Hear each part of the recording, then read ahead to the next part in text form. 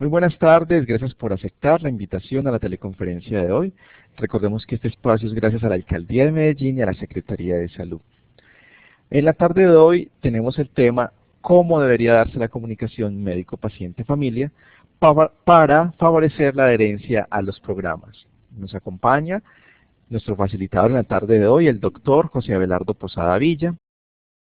Él es médico psiquiatra de la Pontificia Universidad Javeriana, investigador de la Organización Mundial de la Salud, Universidad de Harvard y Universidad de Michigan. El doctor José Abelardo va a estar hablando con nosotros más o menos unos 40-45 minutos sobre el tema.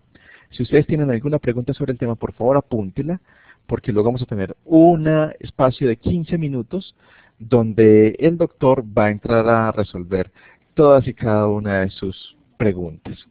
Después del espacio de las preguntas, vamos a colocarles un enlace para que por favor registren su participación en un formulario en línea. Sean pues todos muy bienvenidos y los dejo con el doctor José Abelardo Posada.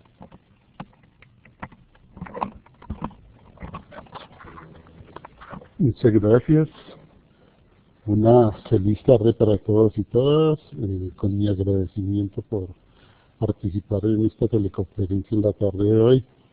Bueno, ya saben, el tema que nos ocupa es el de comunicación médico-paciente, sin embargo sé que dentro del auditorio hay también enfermeras. Eso lo he tenido en cuenta para la charla que he preparado para ustedes el día de hoy, de tal manera que la idea sí es mirar la comunicación en términos generales para el equipo integral de salud, no solamente para los médicos, aunque se hará algún énfasis especial en este campo. Bueno, entremos en materia, sin más dilaciones. Entonces, en primer lugar, comentar como introducción que la comunicación es un fenómeno que consiste en la transmisión de información desde una fuente emisora hacia un receptor utilizando un código compartido. Yo creo que ahí no hay ninguna novedad para ustedes. De pronto el énfasis que se debe hacer es en lo de código compartido. Si ese código no se comparte, la comunicación es imposible. Imagínense ustedes un transmisor de radio transmitiendo en FM y solo tenemos receptores de FM, entonces así tengamos muy buena intencionalidad, esa comunicación no se va a lograr.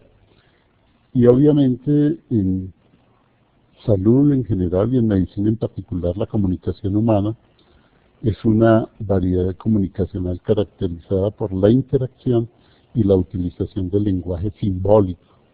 Entonces la parte simbólica tiene una gran importancia en nuestro trabajo y por eso vamos a analizar de manera general inicialmente lo que tiene que ver con los contenidos de la comunicación, es decir, con el lenguaje de información, pero haciendo un énfasis muy especial en lo que tiene que ver con lo relacional, es decir, con la forma de vinculación de las personas involucradas, porque ahí es donde está el meollo del asunto en todo este trabajo. Es decir, el significado del mensaje depende del interjuego entre su contenido y las relaciones entre las personas participantes. Yo puedo estar haciendo una excelente presentación para ustedes el día de hoy desde el punto de vista técnico y de contenidos, pero si yo no logro sintonizar con ustedes, caerles simpático, por decirlo de alguna manera, ese esfuerzo técnico se pierde. En la relación médico-paciente o profesional de salud paciente, ese es un elemento clave, por eso lo relacional vamos a enfatizarlo de manera importante en la tarde de hoy. Y quisiera repasar con ustedes de manera rápida los modelos de relación médico-paciente. El primero data del año 1967, estos autores nos hablan del modelo interaccional. Y en ese modelo interaccional se tienen en cuenta tres tipos de relaciones: las relaciones complementarias, las relaciones simétricas y las relaciones paralelas. En las relaciones complementarias el control es desigual, y es lo que pasa en el modelo médico tradicional. Hay uno que manda y otro que obedece, por decirlo de manera resumida. En cambio, en en este modelo lo referente a relaciones simétricas es que el control se reparte por igual entre los participantes y ahí, ante cada cambio de situación se debe redefinir quién tiene el control. Esto se da, por ejemplo, cuando se hace equipo de dos médicos o de dos profesionales de la salud. Y el otro aspecto en este modelo interaccional es el de relaciones paralelas. Es decir, actúan uno al lado del otro en la comunicación con el paciente, pero se transfiere permanentemente dentro de los participantes. Estamos hablando entonces de 4 tipos de relaciones a las que se consideran de más trascendencia en medicina. Fíjense que no quiero centrar mi charla con ustedes esta tarde solo en la comunicación médico-paciente, porque en nuestro trabajo, sobre todo bajo la estrategia de atención primaria en salud y en medicina familiar, es muy importante también la interacción del médico con el familiar o con la persona que ocupa el lugar del familiar, llamémoslo acudiente, llamémoslo cuidador. Pero también hay un aspecto muy importante de la comunicación en salud, que es la que se da entre los profesionales del equipo de salud, médico con enfermera, enfermera con médico, igual con terapeutas ocupacionales, bacteriólogos, psicólogos, trabajadores sociales, etc. Y hay un cuarto tipo de relación que es importante que tengamos en cuenta también, que es la del enfermo con su familia o la persona que ocupa un lugar significativo en su vida. Porque los profesionales de la salud podemos direccionar, apoyar esta comunicación del enfermo con la familia y viceversa, de la familia con el enfermo, porque solo teniendo en cuenta estos 4 tipos de relaciones realmente estaríamos hablando de una atención integrada e integral. Entonces, ahí tenemos ese primer modelo como repaso histórico y conceptual. Hay otro modelo en la literatura internacional que se ha denominado el modelo de King. Este es específicamente descrito para la relación enfermera-paciente, centrada en la comunicación e interacción desde una perspectiva sistémica. Aquí el concepto de sistémico adquiere un valor importante y postula que cuando el paciente y el enfermero o enfermera se encuentran, perciben aspectos del otro, que dichas percepciones constituyen el fundamento de juicios acerca del interlocutor y que finalmente comunicarán en acciones verbales o no verbales. Y dichas acciones generan nuevas percepciones, juicios y acciones. Otro modelo descrito en la literatura internacional es el modelo de Leary. Este es un modelo que se ha denominado como modelo transaccional y multidimensional. Es muy sencillo en su concepción y tiene cierto sentido entenderlo, sobre todo para ver cómo lo ponemos en práctica en nuestro trabajo diario. Leary plantea que cuando interactúan dos personas hay 2 ejes fundamentales. Uno, el de dominación-sometimiento. Hay uno que domina y otro que somete. Y una actitud determina en el otro la función de la contraria. O sea, si el médico se somete, el paciente domina. Si el médico domina, el paciente se somete. Automáticamente se da esa reacción. Y el otro aspecto de este modelo de Leary es el de amor-odio. En este no ocurre lo mismo que con el de dominación-sometimiento. En este siempre se da la misma respuesta. O sea, en el de dominación-sometimiento se da la respuesta contraria. Si yo domino, el otro se somete. Si yo me someto, el otro se domina. En amor-odio es, si yo me expreso amorosamente, recibo amor. Si me expreso odiosamente, recibo odio. El siguiente modelo es el modelo de Hollander. Se trata de un modelo centrado en las actitudes pasivas o activas que tanto los médicos como los pacientes puedan adoptar en el transcurso de la enfermedad. Entonces les quiero poner básicamente 4 ejemplos en esas actitudes. En el aspecto de actividad pasividad, el prototipo es la relación madre-lactante. Entonces, cuando tenemos pacientes en coma o pacientes en urgencias con un delirium. Ahí se va a dar una relación médico-paciente de actividad-pasividad necesariamente, no hay otra opción, y el paradigma es cómo la mamá se relaciona y se comunica con el lactante, porque hay necesidad de que sea así dadas las circunstancias del lactante.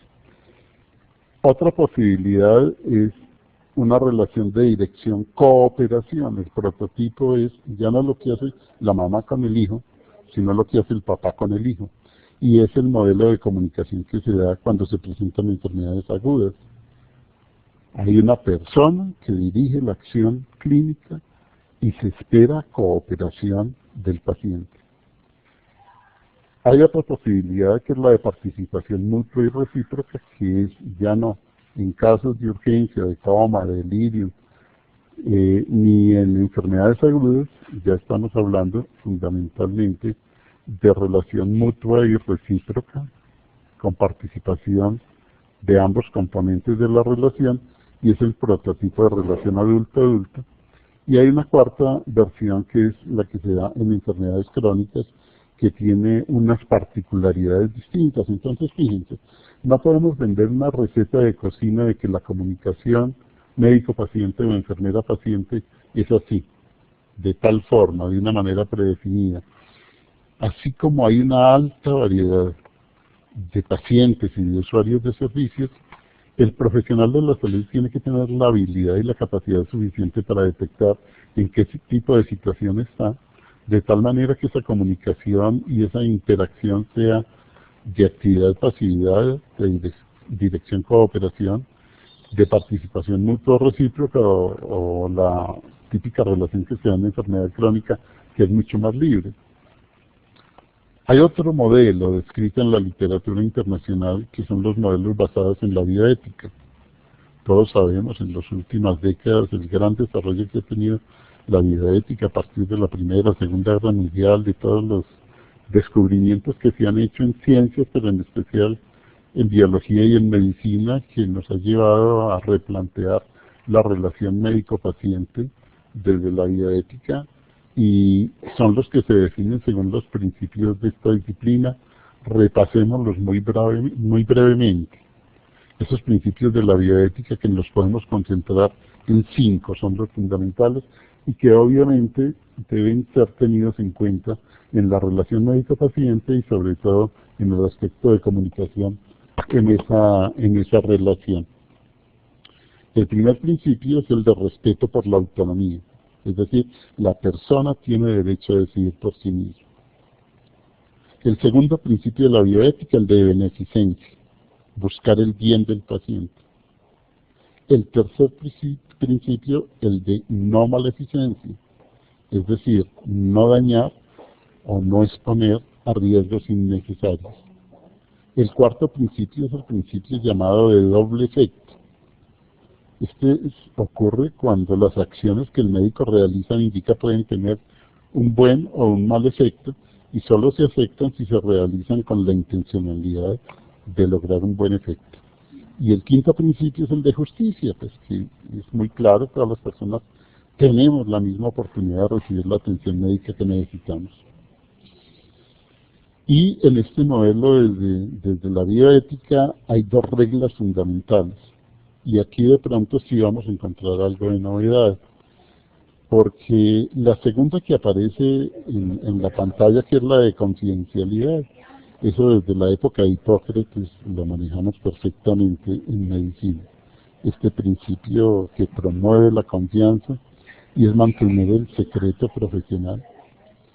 Pero el de veracidad, esa regla bioética sí es relativamente nueva y tiene a veces sus complicaciones en el manejo, porque si bien la veracidad sustenta la confianza, que a su vez es uno de los pilares de la alianza terapéutica, nosotros como profesionales de la salud, como médicos, como enfermeras, tenemos que preguntarnos, bueno, ¿decimos siempre la verdad, solo la verdad y nada más que la verdad?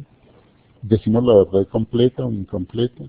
¿Qué tan bueno, qué tan malo es para el paciente que se le diga la verdad a rajatabla y sin ambajes, echársela de uno?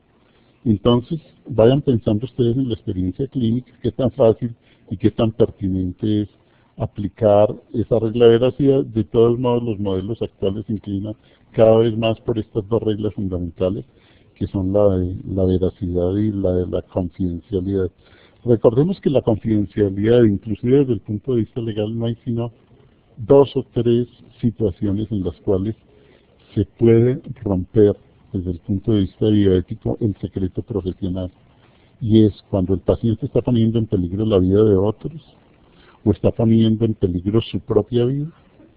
Y la tercera opción es cuando hay una orden de un juez de la República. De resto, esa confidencialidad nos obliga a todos de manera general y obviamente no se puede soslayar. Hay otro modelo que muy seguramente ustedes conocen y que espero no compartan, que personalmente no lo compartan, es el modelo de la ingeniería, el médico mecánico. El paradigma que fundamenta esta acción considera al hombre como una máquina orgánica y que por lo tanto la formación del médico está dirigida a reparar el daño o atenuar la disfuncionalidad cuando no se puede hacer otra cosa.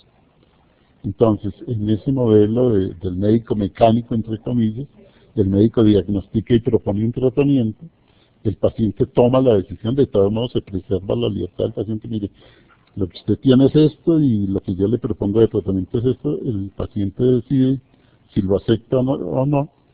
El médico no se siente responsable ni comprometido con el acto médico, actúa verazmente, él no está echando mentiras, con la verdad por delante, y es enfrentar el paciente que tiene derecho versus el principio de autonomía. Existe también el modelo sacerdotal, yo creo que cada vez con menor frecuencia, pero existe todavía, y es mirar entre comillas al médico como un sacerdote. El médico se ocupa del bien de su paciente y entonces ese bien actúa vulnerando intencionadamente la autonomía de él, si según su criterio esto es necesario. O sea, no importa lo que tenga que hacer, si en su criterio es para el bien del paciente. De tal manera que ahí tenemos una amplia gama, un amplio abanico de posibilidades. Les agrego otro modelo, que es el modelo de los colegas, es decir, lo que se ha denominado en la literatura el médico socio. Cuando el médico y el paciente se comportan como socios, sin asimetría en el rol, las decisiones son compartidas y las responsabilidades también se comparten. Y el modelo contractual, que de pronto es el que más cuadra con la época actual, repasémoslo de manera general. En este caso se considera que el contrato establecido es una concertación o acuerdo orientado al tema que motiva el encuentro, o sea, la salud del paciente. El diagnóstico lo realiza el médico y si bien el que decide es el paciente, la responsabilidad es compartida. Existe respeto por la autonomía del paciente, quien es informado para que pueda decidir con fundamento. Y el haber informado no garantiza que el paciente haya comprendido. Yo creo que esa observación es bien importante de tener en cuenta. Informar solamente no nos garantiza, como médicos o como enfermeros, que el paciente haya comprendido la real dimensión de la situación y de las decisiones que está tomando. Entonces, una relación médico-paciente adecuada producirá, en la mayoría de los casos, una mayor habilidad por parte de los pacientes para elaborar estrategias de afrontamiento más efectivas respecto a la enfermedad y una mejor adhesión a los tratamientos prescritos. Esto está claramente determinado en la literatura internacional que tuvimos oportunidad de revisar para esta presentación. Entonces, para que el proceso comunicacional se instale, debe existir necesariamente un acuerdo expreso o tácito acerca de lo que cada uno espera del otro, es decir, que espera el médico del paciente y el paciente del médico en el campo clínico donde se despliega esta relación. También podemos afirmar que no es posible la instalación de un vínculo terapéutico si no existe la comprensión empática de la vivencia de la enfermedad. Esa palabra empático es importante, la vamos a retomar con mayor profundidad más adelante, pero quiero adelantarles a qué nos referimos cuando hablamos de empatía. Empatía es la capacidad de meterse en los zapatos del otro. en la piel del otro, de tal manera que esa empatía es un elemento fundamental en la comunicación médico-paciente y obviamente en los resultados clínicos que esperamos lograr de esa comunicación y de esa interacción médico-paciente. Encontramos también que se han estudiado tipologías de control de la enfermedad, cómo los pacientes intentan controlar la enfermedad, porque la comprensión dentro del trabajo clínico de estos tipos de control es muy importante. Miren, hay algunas personas que trabajan fundamentalmente desde el control comportamental. Si tienen hipertensión, o si tienen diabetes, o si tienen asma, o artritis reumatoidea, o ansiedad o depresión, ellos se plantean a sí mismos que con técnicas de relajación, de visualización, de yoga, de tai chi, de actividad física o actividades artísticas o manuales, van a poder manejar su problema de salud, su enfermedad.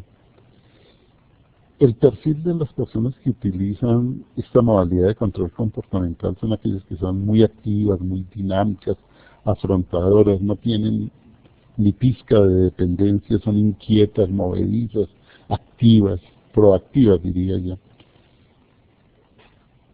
El otro tipo de control es el control cognitivo.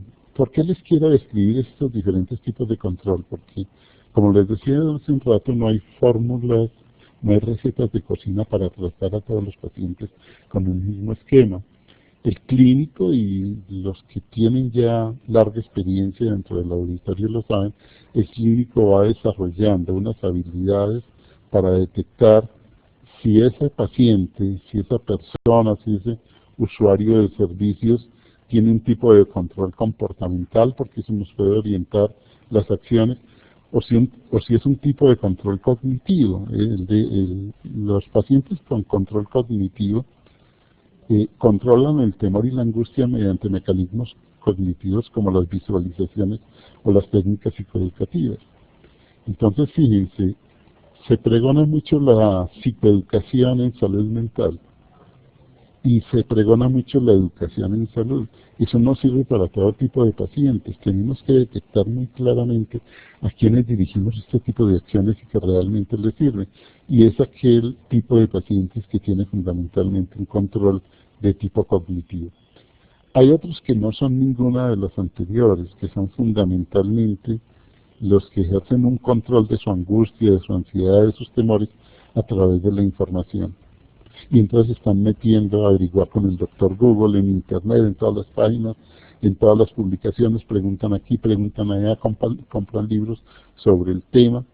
Es decir, el mayor dominio de la situación a través del conocimiento, de adquirir información, los tranquiliza y les permite manejar su ansiedad y su angustia. Son generalmente personas con un perfil racional, omnipotente, lógicos, planificadores, ordenados, organizados. Muy seguramente si les llega a ustedes a consulta un contador o un ingeniero o un matemático, fíjense que esa puede ser una herramienta de comunicación importante y de pronto no sea tan importante otras opciones. Por ejemplo, hay pacientes que manejan su ansiedad, su angustia con un control retrospectivo. Ellos se tranquilizan solo cuando pueden averiguar cuál fue el origen de su enfermedad o de su trastorno, qué me produjo la alergia, qué me produjo el síndrome de hiperreactividad bronquial, qué me produjo el EPOC, qué me está produciendo la artritis, qué me está produciendo la gota. En ese sentido, entonces vale la pena tener en cuenta este estilo que se observa en personas que fundamentalmente son razonadoras, lógicas, y en los que generalmente, como perfil psicológico, existe un cierto grado de omnipotencia. Entonces, siempre hay que tener en cuenta la personalidad de sus pacientes, sus modalidades de afrontamiento y su grado de salud mental. Esa comunicación médico-paciente o enfermera-paciente, por más que tengamos información técnica y científica y que tengamos metodología para hacer esa comunicación, va a estar muy, muy limitado si no tenemos en cuenta el perfil, los rasgos de personalidad, qué tan paranoide es esa persona, qué tanto se defiende, qué tanto le tiene temor a recibir sugerencias de su médico tratante, etcétera. O por el contrario, si es una persona muy ansiosa o si es una persona que está muy deprimida. Entonces, es parte importante de la comunicación en salud en general y de la relación médico-paciente en particular, el tener en cuenta ese perfil de personalidad y, en especial, cómo las personas, en términos generales, afrontan los problemas, afrontan las angustias, afrontan los miedos. Hay algunos que se vuelven pasivos cuando se aterrorizan, otros que se vuelven agresivos cuando están con miedo. De tal manera que esos son datos muy, muy importantes de tener en cuenta en nuestro trabajo clínico. Y aquí quisiera compartir con ustedes un concepto que puede ser de muchísima utilidad en el trabajo, en la práctica médica diaria. Es el concepto de locus de control. Este concepto de locus de control lo desarrollaron en psicología social en la década de los 50, 60, pero sigue teniendo validez y es en el siguiente sentido, más que lo que está escrito en la diapositiva que les estoy mostrando en la pantalla, se los explico de una manera sencilla. Y se los voy a explicar con un ejemplo. Si a mi consultorio llega un paciente y yo le hago un diagnóstico de una faringoamigdalitis y le formulo antibiótico y le digo que se tiene que tomar una cápsula cada 8 horas, a las 6 de la mañana, a las 2 de la tarde y a las 10 de la noche, y que se la tiene que tomar por 10 días, que no lo vaya a interrumpir a los 3 días cuando la sintomatología mejore.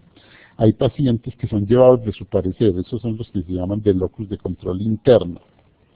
Llevados de su parecer y ellos dicen, pues el médico me diría eso, pero yo creo que con 2 diarias tengo y por 5 días no, ¿hasta qué 10 días? Entonces, la persona con locus de control interno es llevada a su parecer, mientras que la persona con locus de control externo, recordemos que la palabra locus en latín es sitio, la persona con locus de control externo toma sus decisiones y basa sus comportamientos en el que dirán y en todos esos efectos que tiene su entorno. Entonces, la persona con locus, el paciente con locus de control externo le hace caso a la enfermera rajatabla, sigue las instrucciones con una adherencia al tratamiento impresionante. Entonces fíjense que muchas veces la adherencia al tratamiento o el asistir a los controles, etcétera, tiene mucho que ver con el perfil de personalidad del paciente. No es que sea un paciente que esté por fregar la vida, por decirlo de alguna manera, sino que todos estos elementos emocionales y relacionales tienen muchísima importancia. Sabemos, todos los que tenemos experiencia en clínica, lo que implica el tema de pérdida de control que sienten los pacientes cuando están enfermos y sobre todo cuando se hospitalizan. En la internación hospitalaria ocurre con la mayor fuerza la pérdida de autonomía y el control de la situación, y entonces para eso los pacientes necesitan creer que el equipo médico controla la situación. Por lo tanto, la comunicación médico-paciente es completamente distinta si estamos trabajando en la comunidad, así estamos trabajando en consulta externa, así estamos trabajando dentro de una IPS que está hospitalizando pacientes, de tal manera que es muy peligroso generalizar y hay que ser muy selectivos y muy sagaces. En ese sentido, entonces, poder analizar un poco lo que tiene que ver con autoridad versus autoritarismo. Personalmente, todo lo que termine en ismo a mí me causa rechazo y alergia. Todo lo que es machismo, feminismo, comunismo, todo lo que termina en ismo, no sé si ustedes compartan mi criterio, pero en el caso de la presentación de hoy es diferenciar muy claramente lo que entendemos por autoridad y autoritarismo. Entonces, es claro, el médico tiene autoridad sobre su materia, lo cual facilita que se puede confundir esta característica generadora de asimetría con autoritarismo. Entonces, quiero dejar muy claro, el médico y la enfermera tienen autoridad, por su formación, por sus conocimientos. ¿Cómo hacer para que esa autoridad no se vuelva autoritarismo, porque la autoridad no habilita a someter al otro decisiones médicas, aunque estas sean tomadas en nombre del mejoramiento de la enfermedad y del bienestar del sano. Eso es clarísimo, y por tanto un enfermo puede optar por ponerse en manos de su médico. O sea, esa es una decisión del paciente. Mire, doctor, haga conmigo lo que quiera. Mire, enfermera, mire, jefe, haga conmigo lo que quiera. Bueno, ahí está tomando la decisión de ponerse en manos de su médico o de su enfermera, pero prima la decisión del paciente. Quisiera revisar brevemente con ustedes también el tema del encuadre. El encuadre está constituido por las condiciones que son pactadas entre el paciente y el médico al inicio de la consulta y comprende todas las reglas y normas dentro de las cuales se va a desarrollar la relación. O sea, que tanto el médico como el paciente sepan que la consulta dura 20 minutos, o 15, o 30 minutos. ¿Cuánto va a valer la consulta? Si tiene que volver a controlarles o no. ¿Cuál va a ser la relación que se va a establecer entre ellos? El encuadre da mucha claridad a la relación médico-paciente y facilita mucho las cosas y descomplica mucho las cosas. Para decirlo de una manera sencilla, tener las reglas del juego claras. Eso es como para ir a jugar fútbol. Un reglamento claro. Teniendo las reglas del juego claras y teniendo la cancha delimitada, eso facilita mucho el trabajo, entre comillas, el juego clínico. El otro aspecto que es muy importante tener en cuenta es el de roles familiares. Recordemos que según la posición del miembro enfermo, la irrupción de la enfermedad variará. O sea, no es lo mismo que esté enfermo un papá, a que esté enfermo una mamá, o a que esté enfermo el tío, o el hijo mayor o el hijo menor.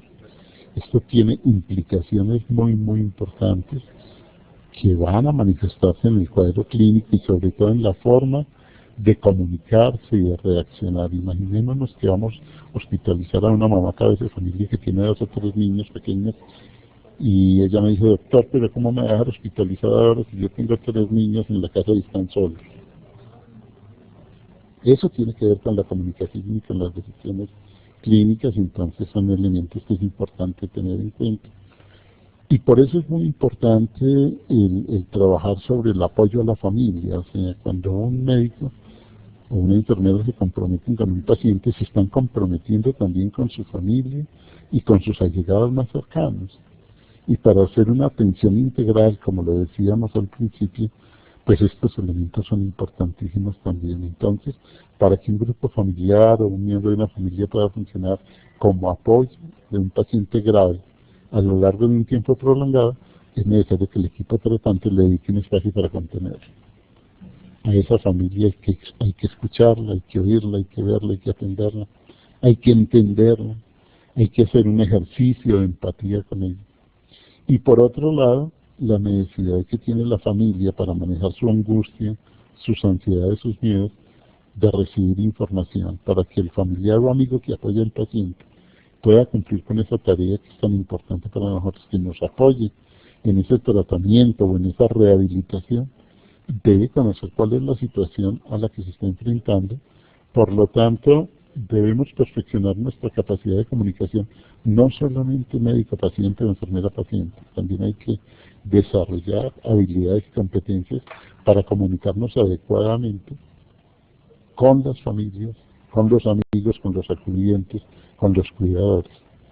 En ese sentido, pues creo que ustedes entienden perfectamente el énfasis y la importancia de este aspecto. Y tener claro para esa comunicación con la familia cuáles son esas funciones que buscamos en la familia. Una función de colaboración, obviamente que no sea de obstaculización, porque muchas veces la familia, por distintas razones, más bien obstaculiza que colabora, se vuelve parte del problema y no parte de la solución.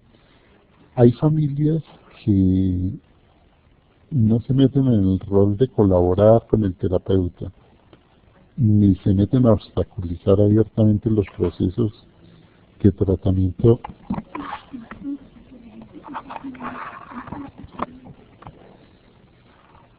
Entonces, hay familias que no se meten solamente en la función de colaboración, que es lo ideal. Algunas se meten a obstaculizar los procesos de tratamiento y rehabilitación, pero también hay familias que se dedican es a controlar, parecen unos auditores. Entonces con el médico tratante, control permanente si cumple las horas, si cumple las citas, si cumple todo. Y igual con el personal de salud con el que trabajan. Y hay otra función de la familia que a veces se ve con frecuencia en el trabajo clínico, y es una función de complicidad. Esa función de complicidad es que el que está llevando y trayendo chismes, el que está poniendo quejas, es que se tomó el medicamento, es que no se lo tomó, es que le está botando. Entonces es muy importante tener conscientes todos estos elementos, porque en la medida en que los conozcamos se nos va a facilitar su manejo. El otro aspecto importante, ustedes no lo ignoran, eso nos lo enseñaron los profes de semiología desde los primeros semestres de carrera, es la comunicación no verbal, pero vale la pena repasar. Definimos la comunicación no verbal como el proceso comunicacional voluntario e involuntario en el cual no se utiliza la palabra. Y esa comunicación no verbal es muy importante. Por ejemplo, para mí es una lástima no tener imágenes de ustedes en este momento, que ustedes tengan imagen mía, video, porque es parte fundamental. A mí me encantaría que me estuvieran viendo la cara, los ojos, los labios, mis gestos, porque esto es un elemento fundamental en la comunicación. Y los objetivos de la comunicación no verbal pueden ser varios. El primero es que nos permite control de la situación, disminuye la angustia, porque hay profesionales de la salud que se muestran omnipotentes ante ciertas situaciones críticas, y tanto los pacientes como los familiares detectan esa actitud de control de la situación, pero igual, en los pacientes con personalidades paranoides, de acuerdo a los gestos que haga el profesional tratante, van a entrar en un estado de desconfianza tremendo. Ellos están leyéndolo a uno todo, no están simplemente oyendo, están observando cómo mira uno, cómo camina, si le tiemblan las manos o no, si está gritando o no, si le tiembla la voz o no, si se puso pálido o colorado. El otro elemento que detectan los pacientes y los familiares en esa comunicación no verbal es que ellos pueden anticipar muchas cosas, y esa anticipación disminuye el nivel de angustia frente a una situación estresante. No va a salir un poquito de la clínica, pero es un poco lo que pasa cuando vamos en un avión y hay turbulencia y todo el mundo voltea a mirar a ver qué cara está haciendo la azafata. Y según la cara de la azafata se tranquilizan, no se tranquilizan. En la clínica pasa lo mismo. ¿Qué gestos, qué cara están haciendo el médico, los estudiantes que están haciendo ronda, que están haciendo revista clínica? ¿Qué gesto está haciendo la enfermera? Y por eso están anticipando situaciones clínicas importantes. Y el cuarto objetivo de la comunicación no verbal en la relación clínica es de suplemento, cuando el médico tiene poco tiempo o expresa poco. Esa sensación de afán, de ligereza, de superficialidad, que inmediatamente se nota sin que el médico o la enfermera digan nada, pero los familiares y en especial los pacientes lo notan inmediatamente. Entonces, en términos generales, las funciones de la comunicación no verbal son expresar los sentimientos y las emociones, acompañar a las expresiones verbales, acentuar las expresiones verbales, reafirmar las expresiones verbales, validar o invalidar los mensajes verbales y regulación de la interacción, de tal manera que ese lenguaje preverbal, por favor, ser muy conscientes de la importancia que tiene en la relación médico-paciente y en esa comunicación en la práctica clínica. En la literatura internacional se habla de un tipo de comunicación que es la denominada comunicación kinésica. Se refiere a la información que se transmite mediante los movimientos corporales. Piense a los gestos, la expresión facial, por ejemplo. Encontramos pacientes que son personas poco expresivas, o personas expresivas pero con o sin conciencia de serlo, o que expresan emociones distintas de lo que sienten, o expresión fija siempre de tristeza o de enojo o de serenidad, independientemente de su sentido auténtico. Y la mirada es bien importante en clínica, por tanto son elementos fundamentales para tener en cuenta. Aparte de esa comunicación kinésica, se describe también una segunda categoría de comunicación que técnicamente se llama comunicación proxémica. Se refiere a los significados que surgen de la territorialidad, el espacio personal y la distancia corporal. Y estos son elementos muy importantes en la clínica. O sea, para saludar a un paciente, nos hacemos a 10 centímetros, o a medio metro, o a 1 metro. Y eso tiene una influencia importantísima en el estado de ánimo e inclusive fisiológicamente. Hay estudios realizados en nuestro país donde en el transporte colectivo, de pronto ustedes lo conozcan, las cifras de tensión arterial, tanto sistólica como diastólica, varían. Si yo me acerco a una persona a menos de 10 centímetros, o estoy a 20 centímetros. Si esos en parámetros clínicos como la presión arterial o la respiración o el pulso, pues obviamente tenemos que colegir que eso tiene que ver con todo esto. No es lo mismo en términos de territorialidad hacer una consulta en la casa del paciente, una consulta domiciliaria, que hacerla en el consultorio particular o en un consultorio de una IPS pública. Eso es completamente distinto. No es lo mismo hacer una consulta o una psicoterapia con un escritorio atravesado que sin el escritorio atravesado. Cuando hay barreras, entonces la interpretación y los resultados son distintos, de tal manera que en esta interacción médico-paciente y en esa comunicación, tener muy en cuenta lo que tiene que ver con territorialidad, espacio personal y distancia corporal. Hay gente que se puede saludar de beso en la mejilla, pero hay gente que se va a sentir mal e incómoda si intentamos saludarla de beso. Inclusive algunas personas ni siquiera se sienten cómodas saludando al profesional de la salud de mano, de pronto con una inclinación de cabeza o simplemente con un saludo verbal sea suficiente. Y tenemos que estar alertas con eso. El tercer ítem tiene que ver con comunicación y contacto. El significado que tiene el tocarse los unos a los otros depende de numerosos factores, de la clase de relación de que se trata, del estilo relacional, del género de los involucrados, de factores socioculturales y también familiares. Entonces, esos gestos de familiaridad, de acariciar, de sobar la cabeza, de poner las manos en el hombro, de saludar de mano, de dar un abrazo, de dar un beso, ese aspecto del contacto físico en la comunicación es importante tenerlo en cuenta también porque cambia mucho de cultura a cultura y de sitio geográfico en sitio geográfico. O sea, en una reunión de negocios con un chino, lo que menos haría yo, chino de la China, sería mirarlo a los ojos. Ellos se sienten agredidos y yo los miro a los ojos. En cambio, en nuestro medio, en nuestra cultura, no se siente sin ser una persona que no sea capaz de mirar a los ojos y sostener la mirada. Entonces, todos esos elementos son bien importantes de tener en cuenta en la comunicación médico-paciente. Y hay aspectos paralingüísticos de la comunicación que también son importantes.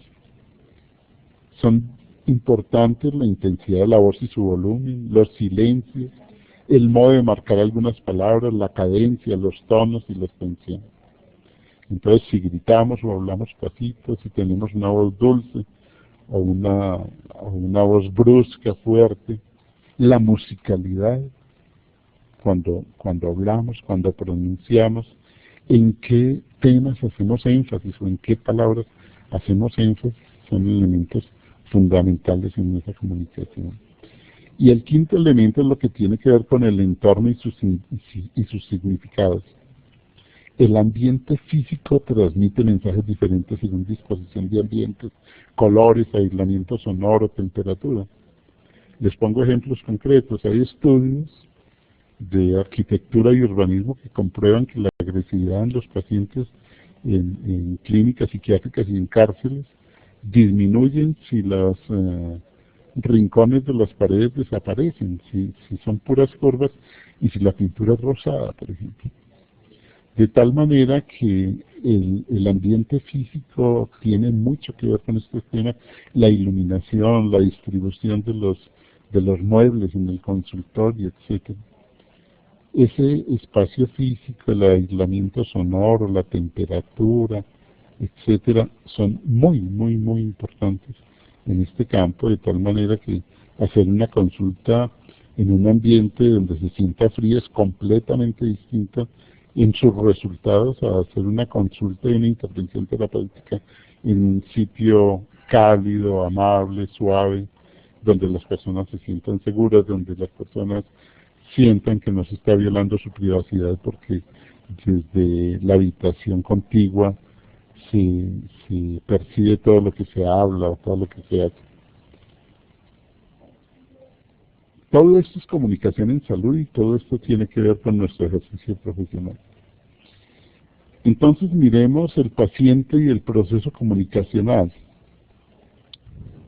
Hay una fase de exposición-revelación que se define por la información acerca de sí mismo que una persona le comunica a otro o a otros. Eso lo estudiamos, pero vale la pena que lo repasemos y no lo olvidemos. Es de las primeras clases de semiología que recibe uno en la facultad. O sea, siempre empieza uno describiendo en la historia clínica todo lo que tiene que ver con el porte y actitud, y si está bien o mal vestido, si está bien peinado, si está limpio, etcétera. Siempre que un paciente revela algo de sí mismo hay que evaluar. O sea, en estas cosas no existe el azar, no existe la suerte, no existen las coincidencias. Siempre lo que haga o diga, o deje de hablar o deje de hacer un paciente, tiene una intencionalidad. Y nosotros tenemos la necesidad de ver la magnitud de lo que transmite, la honestidad de lo que cuenta y la cualidad de lo que transmite. De tal manera que ahí nos tenemos que volver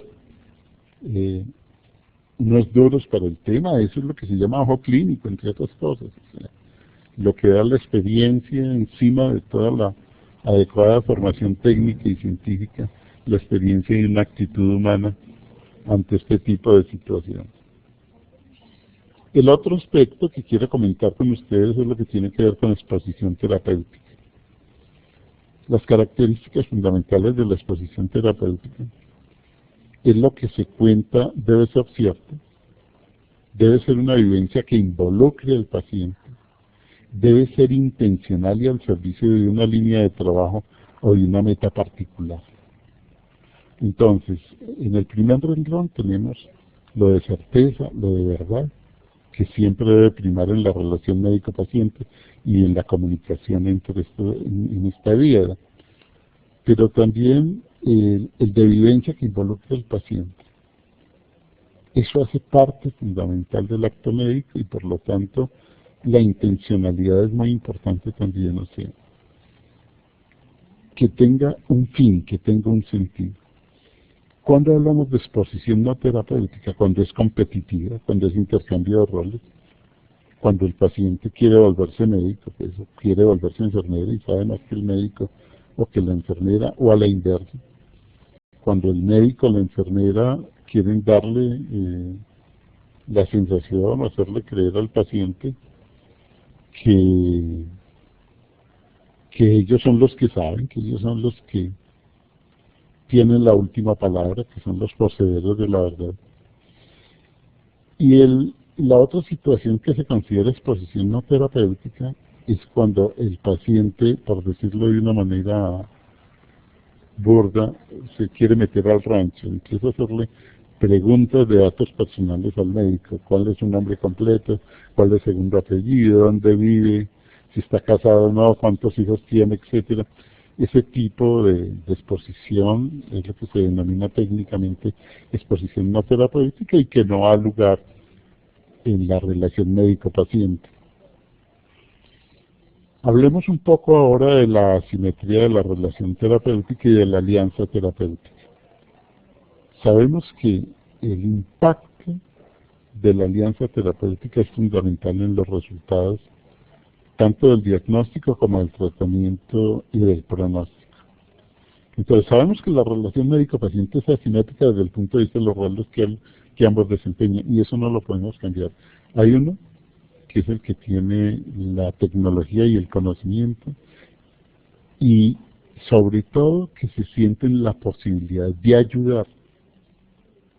El otro se siente enfermo y está buscando ayuda.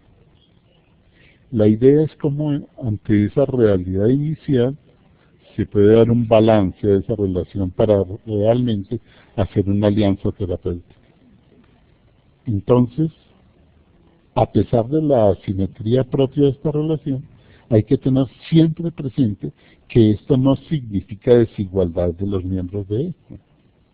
No pasa solamente en medicina, en cualquier otra profesión. O sea, cuando yo consulto a un abogado, o a un arquitecto, o a un economista, pues yo tengo claro que él sabe más que yo del tema, sino para qué lo consulto. Pero eso no implica asimetría, y hay que buscar y mantener esa asimetría en términos humanos de una manera consistente. Hay un elemento fundamental que vale la pena que ustedes tengan en cuenta en la relación médico-paciente y en la comunicación, en la práctica clínica. Este concepto se lo debemos a Sigmund Freud y el psicoanálisis, que es el concepto de transferencia. Porque es que esas relaciones de transferencia y contratransferencia se dan permanentemente en la consulta médica.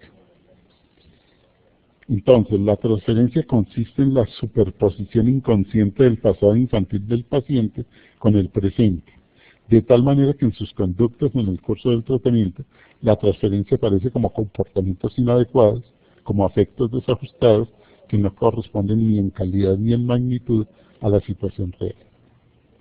Toda esa carreta que les acabo de leer y que ustedes están viendo en la pantalla, yo creo que vale la pena entenderla a partir de un ejemplo. Yo creo que nos queda más claro. O sea, esos recuerdos inconscientes de mi pasado infantil, si el médico al que voy yo a consulta se me parece inconscientemente a un abuelo que yo tuve cuando niño y que era regañón y cansón, yo de manera automática e inconsciente voy a hacer esa relación, y así el médico que me está viendo en ese momento sea lo más querido y lo más agradable del mundo, ese recuerdo inconsciente me va a hacer que reaccione como si estuviera delante de mi abuelo cansón y regañón. Por eso, muchas veces los pacientes prefieren o que los atienda una médica,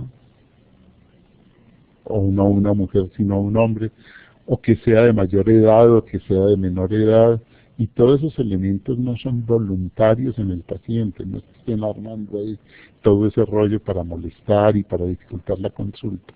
Recordemos que eso es inconsciente, y que muchas de las reacciones, bien sea positivas o negativas, del paciente con su terapeuta, del paciente con su médico tratante, en alguna medida pueden estar determinadas por estas reacciones de transferencia.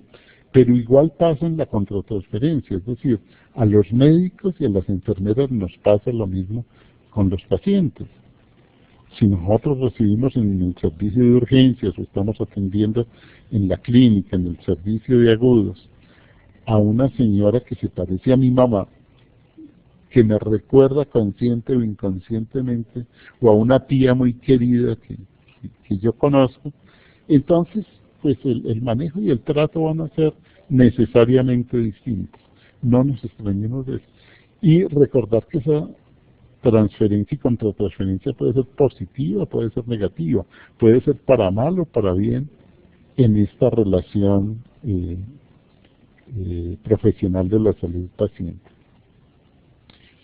Y habíamos mencionado de manera rápida el tema de la empatía. Este es un elemento fundamental. Miren, en la entrevista médica hay muchos elementos claves, pero yo me atrevo a decir que dos fundamentales son: el primero, permitir la catarsis, en la medida de las posibilidades, del tiempo que nos da la consulta, de la organización del sistema, pero permitir la catarsis es permitir la expresión de pensamientos y sentimientos del paciente sin juzgar, sin criticar, de una manera neutral, de una manera con mente abierta. Esa es la catarsis. Y la empatía, que la definíamos ahora de una manera muy sencilla para entenderla, que es la capacidad de meterse en los zapatos del otro, en la piel del otro. Si yo fuera el que estuviera con este infarto de miocardio, ¿cómo me estaría sintiendo en este momento? Si yo fuera el que tuviera este dolor por la gota, por el incremento de ácido úrico, ¿cómo me estaría sintiendo yo en este momento?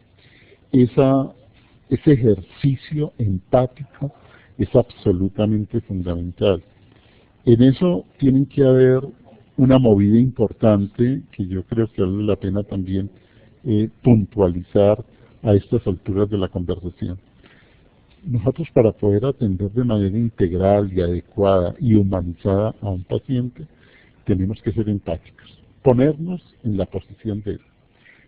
Pero también es fundamental no quedarnos en esa posición, meternos en los zapatos del otro, en la situación del otro, pero también tener la capacidad de salir de esa situación, porque si no, no podemos actuar realmente de una manera profesional.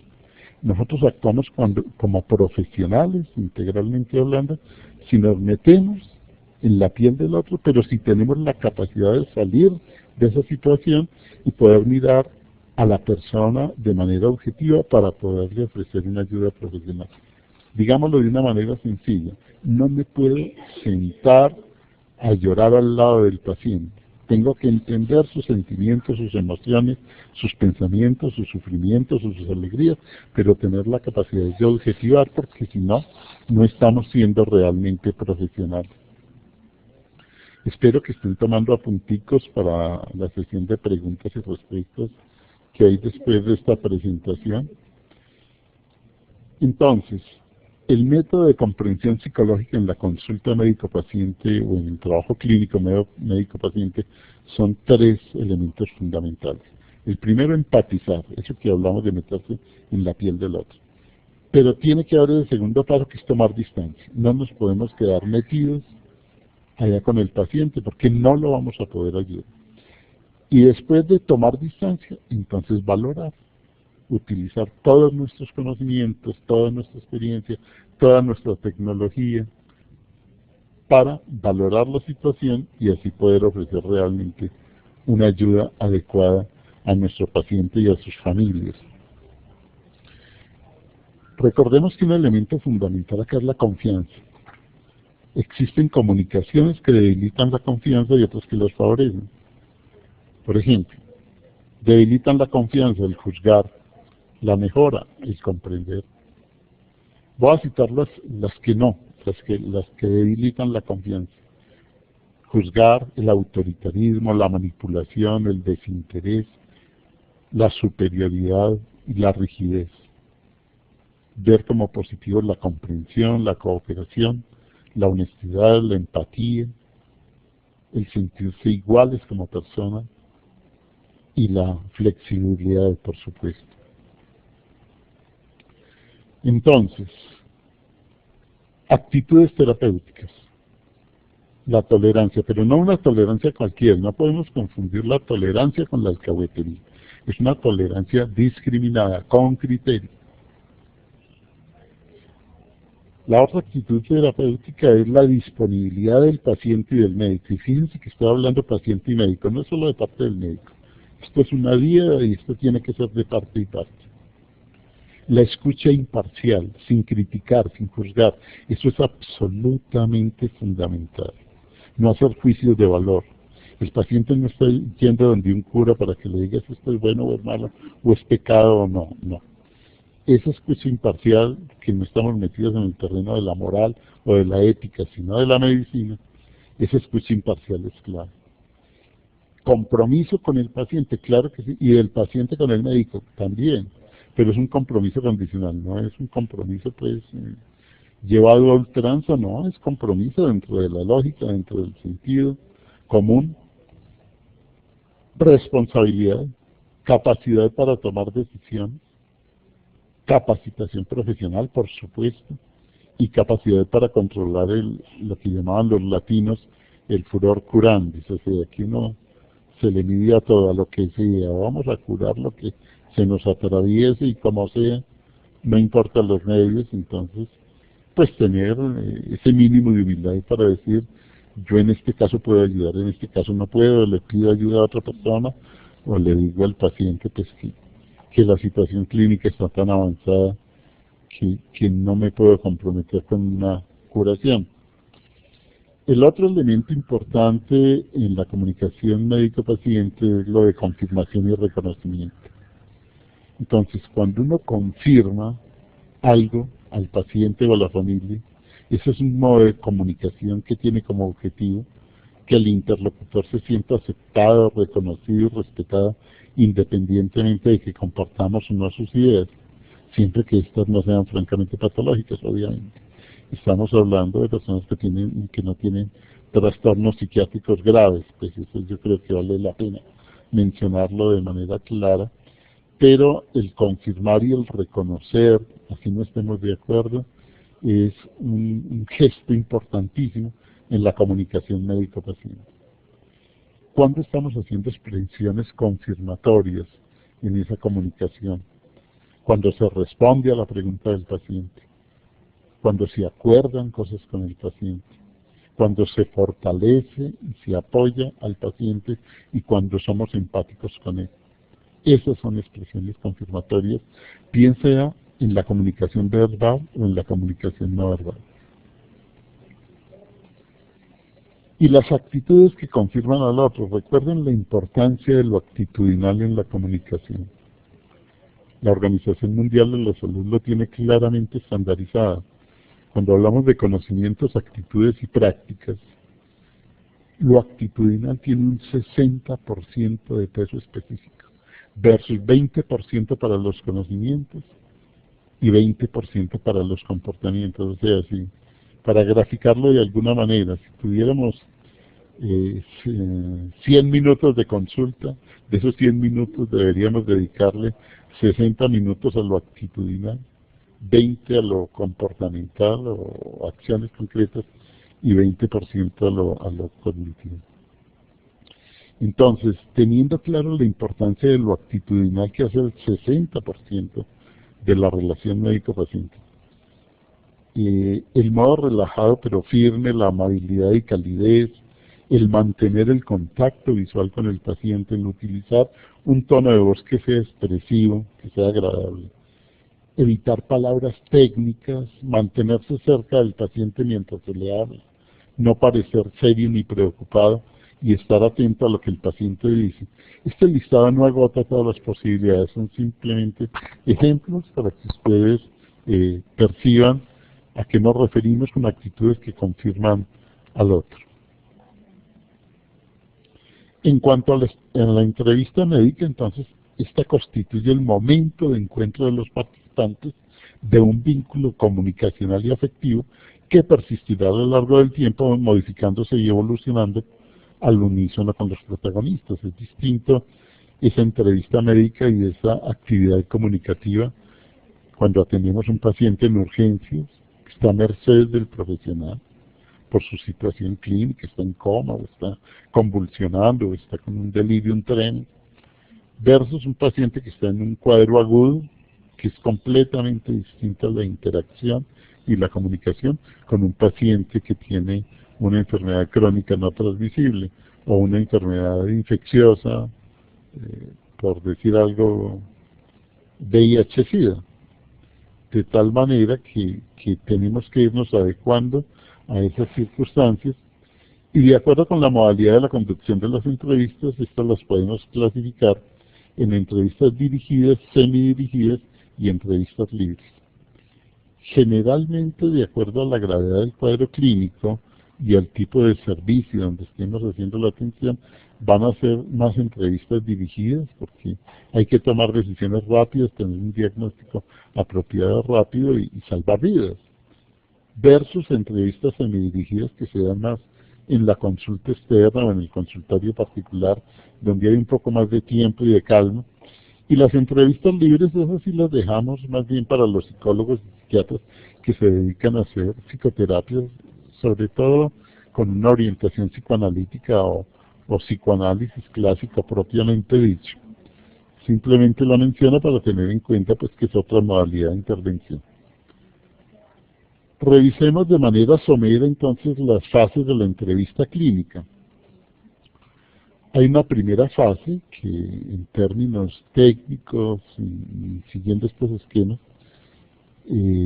estudiados en la literatura internacional es la fase de preparación, que tiene que ver con anticipación, planificación, preconceptos del paciente, preconceptos del médico, preparación del lugar en el que se desarrolla la consulta y ansiedades personales. Esta etapa de preparación empieza desde el momento en que el paciente se siente mal, se siente enfermo, se siente problemado y empieza a pensar en pedir ayuda profesional, de tal manera que trasciende a la institución clínica. Después de esa etapa de preparación viene la etapa de iniciación, donde se busca tener un clima terapéutico adecuado, donde se hace contención para bajar las ansiedades y la angustia de los pacientes y de sus familias, donde da posibilidades de hacer comentarios personalizados y se explora el motivo de consulta.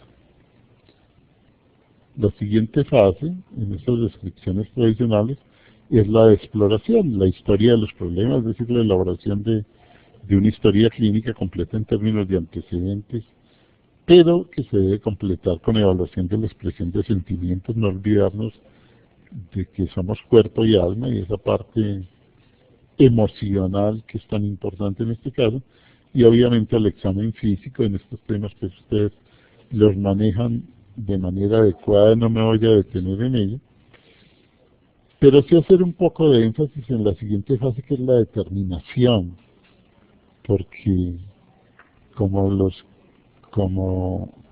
expresan los que se dedican a los negocios o al comercio, hay que rematar el negocio, hay que saber terminar, y en la consulta pasa exactamente lo mismo, ¿no? En esa fase de determinación, el poder hacer un encuadre, un resumen breve y específico del problema, tener unos objetivos consensuados. Recuerden que tenemos que ser respetuosos de la libertad y de la individualidad, y entonces cómo llegar a objetivos consensuados con nuestro paciente, hacer un contrato, si sea un contrato verbal, es decir, un compromiso entre médico y paciente para llegar a un resultado previsto, y en esa fase de determinación siempre dejar un espacio, así sea pequeño, para resolver dudas e inquietudes del paciente o de los familiares si lo están acompañando en el momento de la consulta. Para eso vale la pena tener en cuenta la selección de los tipos de preguntas. Esa selección de las preguntas depende de los objetivos de la recolección de la información, de la situación de la consulta, de la capacidad del paciente para responder y de las características de personalidad de éste. Entonces, hay unas preguntas que denominamos preguntas exploratorias. Están dirigidas a definir con la mayor precisión posible lo que el paciente manifiesta como síntoma. Existe una segunda categoría de preguntas que son las preguntas clarificadoras. Son aquellas que están orientadas a lograr certeza acerca de lo que el paciente quiere decir en realidad. El tercer tipo de preguntas son las preguntas cerradas. Se caracterizan por restringir al paciente a brindar una información precisa y limitada. Este tipo de preguntas se utiliza habitualmente en las entrevistas diagnósticas. Entonces no estimulan las asociaciones del entrevistado. Este tipo de preguntas es poco útil para valorar la emocionalidad del consultante. Son fundamentalmente útiles en las circunstancias en las que hay que actuar con rapidez y el control de la entrevista es ejercida por el médico. En urgencias, fundamentalmente son preguntas cerradas. En un caso de emergencia, ese es el tipo de preguntas y por obvias razones que ustedes perfectamente comprenden, pues ese es el modelo típico. Pero hay otros ámbitos de la consulta y de la interacción médica que permite el cuarto tipo de preguntas, que son las preguntas abiertas. Son preguntas amplias que estimulan al paciente a extenderse en sus respuestas, a que asocie, piense y comente todo lo que se le ocurre en el momento. Y de esta forma se obtiene una información muy amplia, especialmente centrada en pensamientos, actitudes y afectos del paciente. Es el tipo de preguntas que utilizamos cuando hacemos psicoterapia en alguna de las modalidades de psicoterapia hablada o conversada, de tal manera que en algún momento les puede ser útiles a ustedes, más no es el énfasis de esta presentación. Y por supuesto existe la quinta categoría, que es las preguntas mixtas. Son preguntas abiertas, pero con un rango de respuesta limitada, le permiten al paciente explayarse y realizar agregados dentro de la temática. Esta técnica requiere esencialmente que el médico esté muy atento para no perder el foco y empiecen a divagar en temas que no son pertinentes, y tener la capacidad de realizar interrupciones e intercalar preguntas que redireccionen el tema de la entrevista médica. También existe la modalidad de preguntas con varias opciones, que son útiles cuando se desea evaluar si el paciente está en condiciones de seleccionar según algún orden de prioridades. Las preguntas con varias opciones deben estar formuladas con mucha claridad y no tener demasiadas opciones que puedan confundir al paciente, ya que esto le generará malestar. Existe una última categoría, que son las preguntas inadecuadas o pseudopreguntas. ¿A qué nos referimos cuando hablamos de preguntas de pseudopreguntas? En general son aquellas que esconden agresión hacia el paciente, porque este no evoluciona como se espera, porque abandona los tratamientos, porque falta la consulta con frecuencia, porque siempre pretende ser atendido sin turno, etcétera. Es decir, le sacan la rabia al médico o a la enfermera, y el médico o la enfermera no tienen otra forma de contestar a esas agresiones, entre comillas, de los pacientes, y hacen pseudo preguntas que realmente no son preguntas con lógica, con sentido, sino simplemente para generar culpa o hacer sentir mal al paciente por el incumplimiento del esquema de tratamiento, de las citas y consultas, etc. Vale la pena anotar en esta charla sobre comunicación médico-paciente la importancia del silencio. Porque así suene paradójico, el silencio también representa una forma de interacción. Y a veces vale más un silencio que 1000 palabras, de verdad. Ahora, hay que tener en cuenta que cuando los silencios son prolongados generan incomodidad, especialmente cuando no se comprende el significado de dicha ausencia de palabras, de discurso. Pero aprender a manejar silencios cortos, silencios comprensivos. Hay veces ante un comentario, una pregunta, una expresión emocional de un paciente, la mejor respuesta es quedarse uno callado, estar en silencio un momento, con una actitud comprensiva, con una actitud cariñosa y cálida, pero hay veces se expresa más con un silencio que con muchas palabras. En cuanto a técnicas verbales, entonces, ¿qué nos es útil en las entrevistas médicas desde el punto de vista de técnicas verbales? Es útil poner en práctica con nuestros pacientes el parafrasear.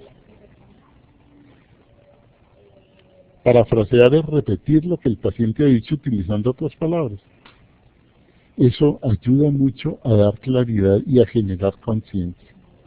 De tal manera que si ustedes lo ven pertinente, utilizar el parafraseo, es decir, repetir lo que ha dicho el paciente, utilizando otras palabras, que es de mucha ayuda, generando una mayor comunicación y generando una mayor comprensión. Existe la técnica de repetir o reiterar. Esta acción también recibe el nombre de reflejo simple, ya que sería la forma más directa y sencilla de la modalidad llamada reflejar. O sea, muchas veces el paciente se beneficia de que uno actúe como espejo. oiga, mire lo que está diciendo, esa toma de conciencia lograda a través del repetir o reiterar, oiga, mire que este temita me lo ha mencionado varias veces en la consulta. Y subraya uno verbalmente, mire, 5 veces me ha mencionado este tema. Eso debe ser importante. A eso se refiere el repetir o reiterar. El reflejar, donde el objetivo de la acción de reflejar es la toma de conciencia desde el paciente mismo. En la medida en que logremos que el paciente tome conciencia, ese es el primer paso y fundamental para cambio de comportamientos y, por supuesto, de comportamientos saludables. La cuarta técnica es la de esclarecer o clarificar. ¿Qué es esclarecer? Es aclarar aquello que no se percibe. De tal manera que ese es un tipo de intervención completamente válido. La quinta es el de argumentar. Este recurso se emplea cada vez que el paciente debe tomar una decisión importante. En ese momento, médico y enfermo exponen las razones y los argumentos que favorecerán la toma de decisiones. Es poner en la balanza los pros y los contras y hacerle un trabajo de argumentación adecuada entre médico y paciente a esa toma de decisiones. La otra técnica es aconsejar, consiste en revelarle al otro lo que uno siente y o piensa acerca de lo que está aconteciendo y también lo que uno cree que debería hacer para afrontarlo mejor. Ahora, fíjense que el aconsejar tiene sus pros y sus contras, tiene sus más y sus menos. Cuando yo le doy un consejo a una persona, lo que le estoy enviando es un mensaje subliminal de que, mire, usted es un incapaz, usted no sabe pensar por sí mismo, usted no es capaz de tomar decisiones por sí mismo. Venga, yo le digo qué es lo que tiene que hacer o sentir o pensar, que yo sí sé. Y eso, por supuesto, es denigrante. En cualquier forma que usted lo piense. O sea, ¿con qué derecho yo voy a aconsejar a un paciente adulto con madurez emocional y psicológica? De tal manera que es muy, muy especial el uso de aconsejar en situaciones muy claras, muy determinadas, muy focalizadas, solo con cierto tipo de pacientes en los cuales no está uno usurpando su libertad y su capacidad de pensar, de sentir y sobre todo de tomar decisiones, de tal manera que yo me atrevería a decirle a todos ustedes que mientras menos aconsejen, mejor. Otra cosa es dar su opinión profesional o personal, dar opiniones personales o profesionales sobre ciertas consultas o aspectos de la vida son absolutamente válidos e importantes. Pero recordemos que los consejos entran por uno y salen por el otro, y realmente creo que tienen un mensaje subliminal que no es bueno, que no es positivo, bien sea para el paciente, para cualquier otra persona que esté pidiendo consejo a la que nos vamos a atrever de manera irrespetuosa, es un criterio personal mío, a dar consejos.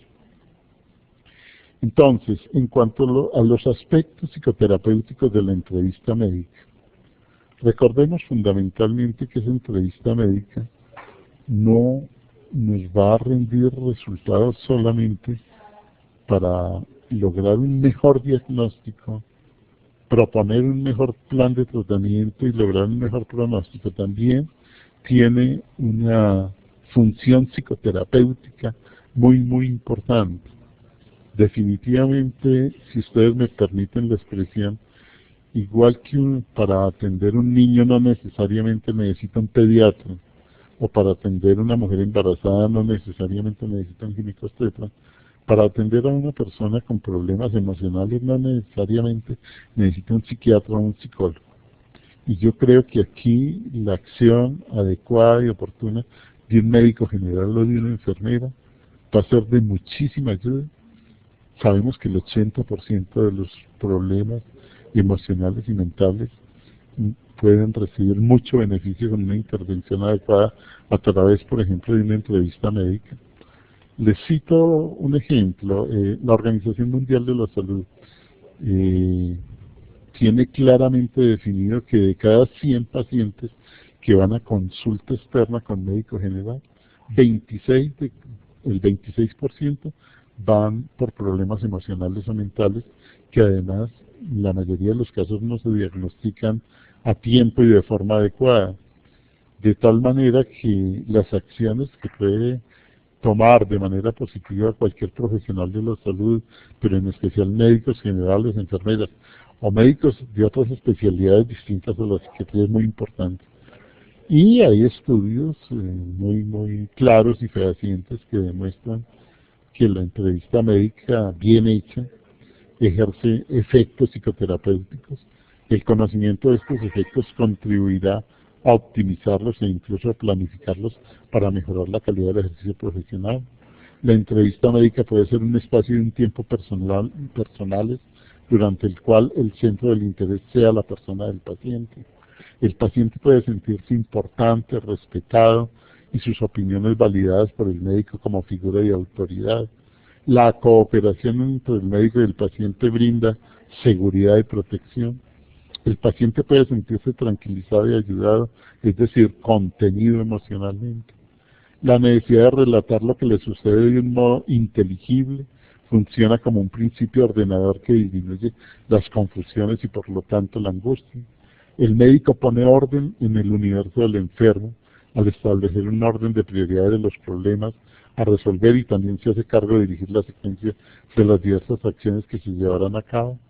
Se fomenta la reflexión, la autoobservación crítica, el registro de los síntomas corporales y emocionales y se establece un vínculo de confianza que fundamenta la alianza terapéutica. Yo quisiera hacer un énfasis en esa última línea, el vínculo de confianza. Esa confianza es absolutamente fundamental para la alianza terapéutica. Bueno, sobre el tema hay muchísimo que hablar, sin embargo, pues la idea con ustedes en la tarde de hoy no es tanto de cantidad, sino de calidad. Espero haber bosquejado los principales elementos de la comunicación médico-paciente. Espero haberles dado una primera mirada general e integral del tema y sobre todo, si logré el objetivo de sensibilizarlos hacia la importancia cada vez mayor que tiene el ejercicio de la clínica, de la comunicación médico-paciente, yo creo que logramos el objetivo. De todos modos, tenemos un tiempo adecuado y suficiente para poder interactuar con ustedes un rato en términos de preguntas, comentarios, observaciones, sugerencias, aportes que desde su experiencia y desde su conocimiento quisieran hacer a este tema que estamos tratando en la tarde de hoy. Por lo tanto, les doy la palabra.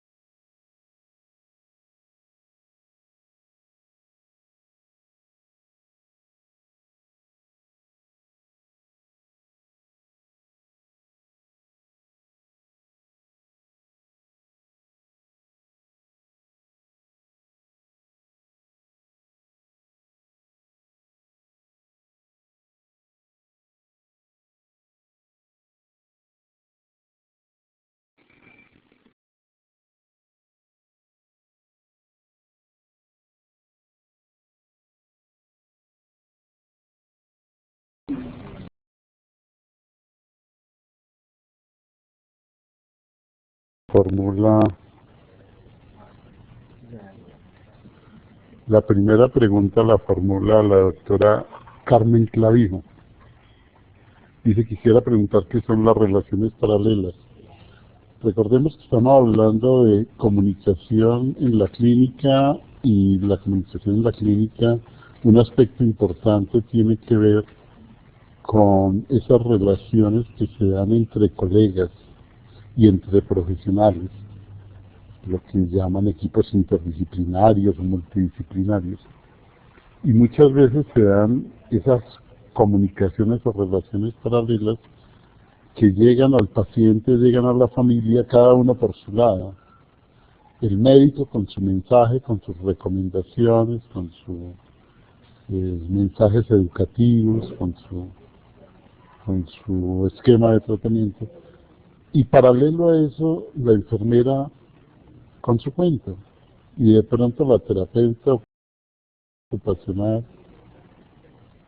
también lleva su rollo, y igual el psicólogo, la trabajadora social o la fisioterapeuta, de tal manera que cuando hablamos de comunicación en términos de relaciones paralelas nos estamos refiriendo a esa desarticulación, que no estamos trabajando realmente en equipo interdisciplinario de una manera integral, que todos estamos empujando por el mismo lado y que estamos compartiendo lenguaje, bien sea técnico, científico, bien sea humano. Entonces, a eso nos referimos con lo de relaciones paralelas, doctora Clavijo.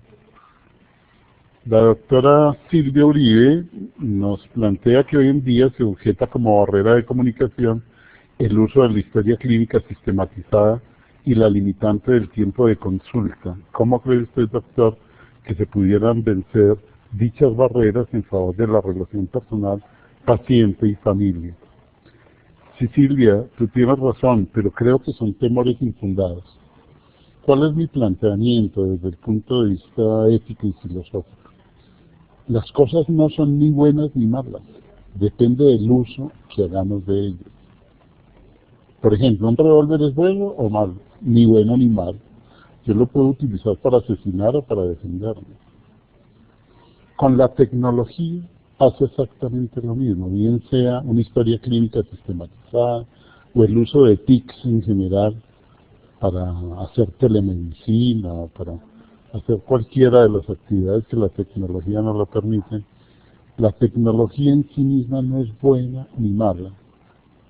Lo que es bueno o es malo es el uso que los seres humanos hacemos de ella. Y recordar que no es tanto en términos de cantidad, sino de calidad la interacción. Pensemos en cómo puede ser útil un celular para la comunicación de una mamá con su hijo o con su hija, o cómo se puede hacer daño a través de llamadas telefónicas inoportunas, inadecuadas, impertinentes con nuestros niños y niñas.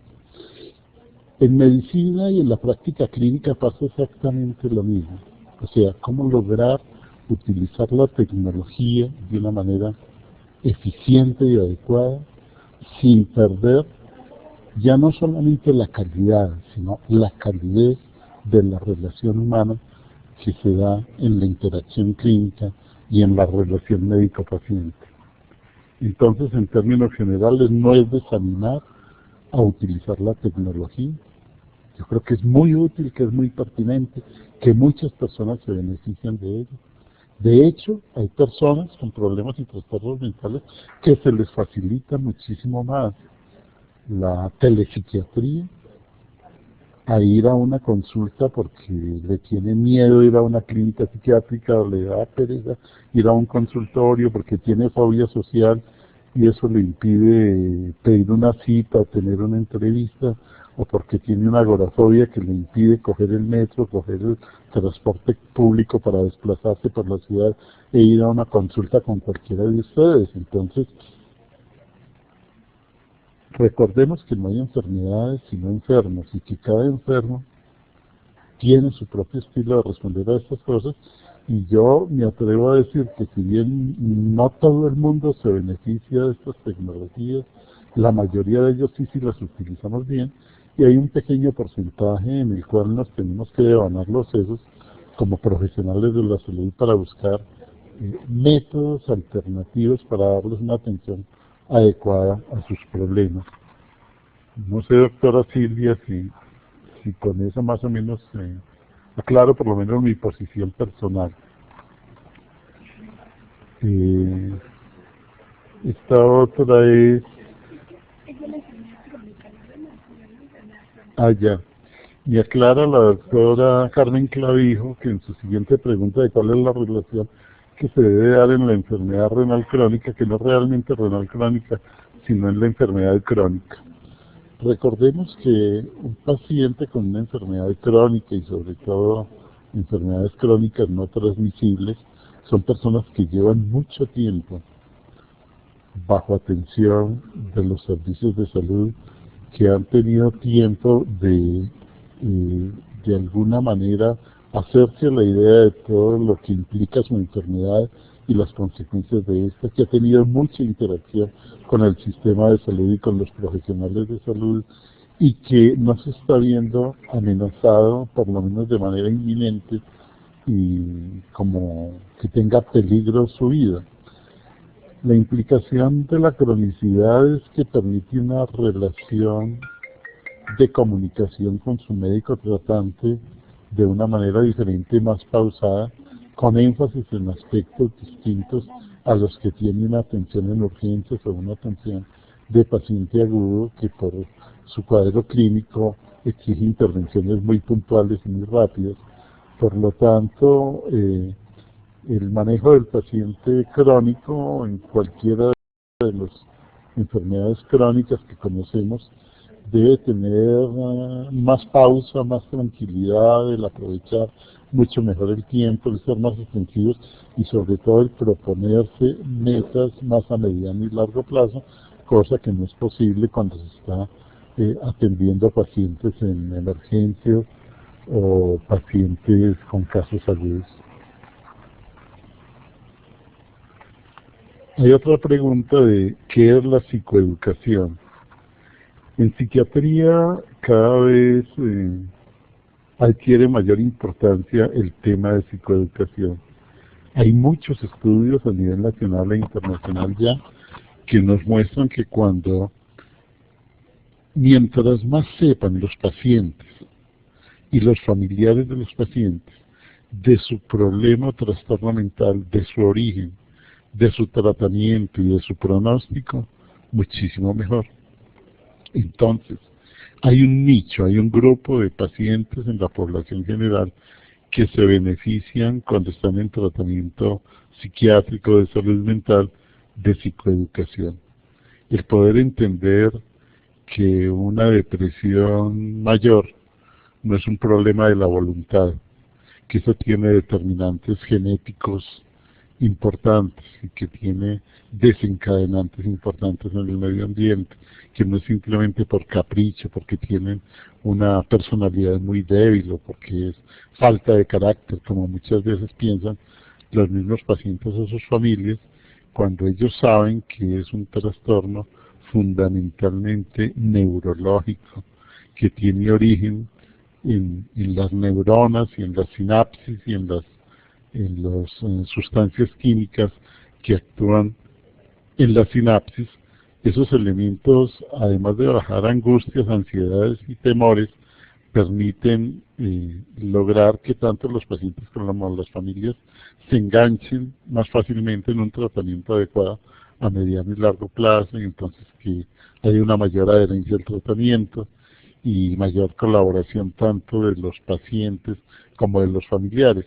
Esto es válido no solamente para psiquiatría y para salud mental, ya no se llamaría tanto psicoeducación, sino educación en salud, yo diría que alfabetización en salud de una manera general.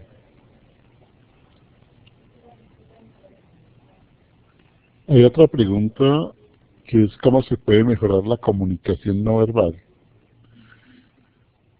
Bueno, hay un dicho antiguo español que dice lo que natura non da, Salamanca non lo presta, lo dicen en español antiguo.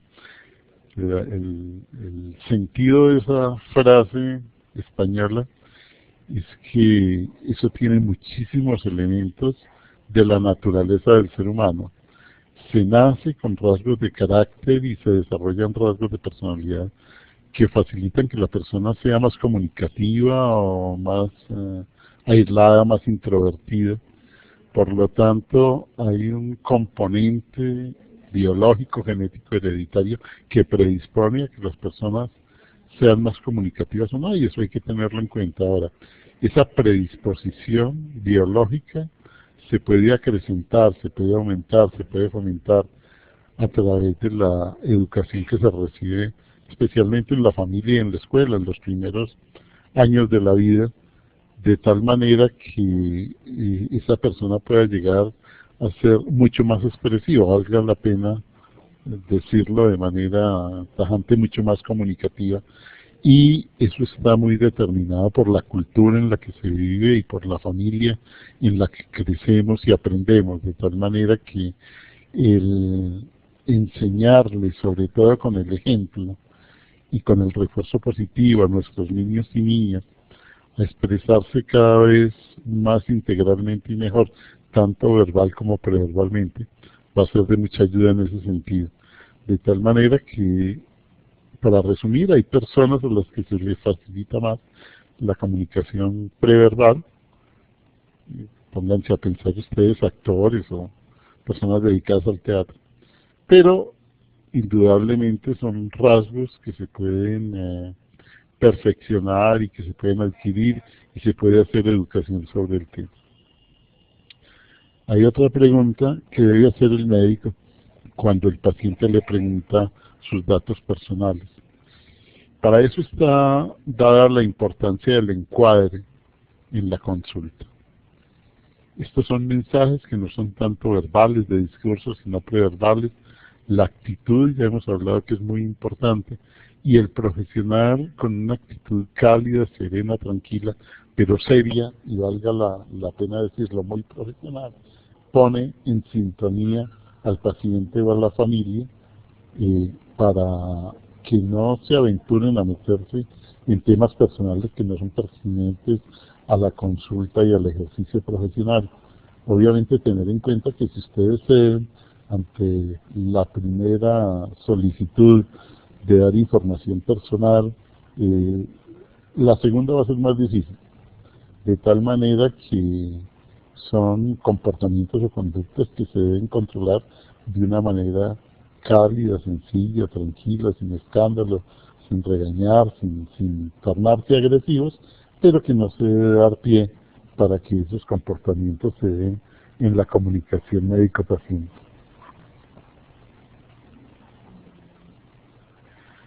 ¿Cómo hacemos para que el paciente tome conciencia de su enfermedad? Es la otra pregunta. Esto es bien importante, tanto para el diagnóstico como para el tratamiento y el pronóstico de la enfermedad dada.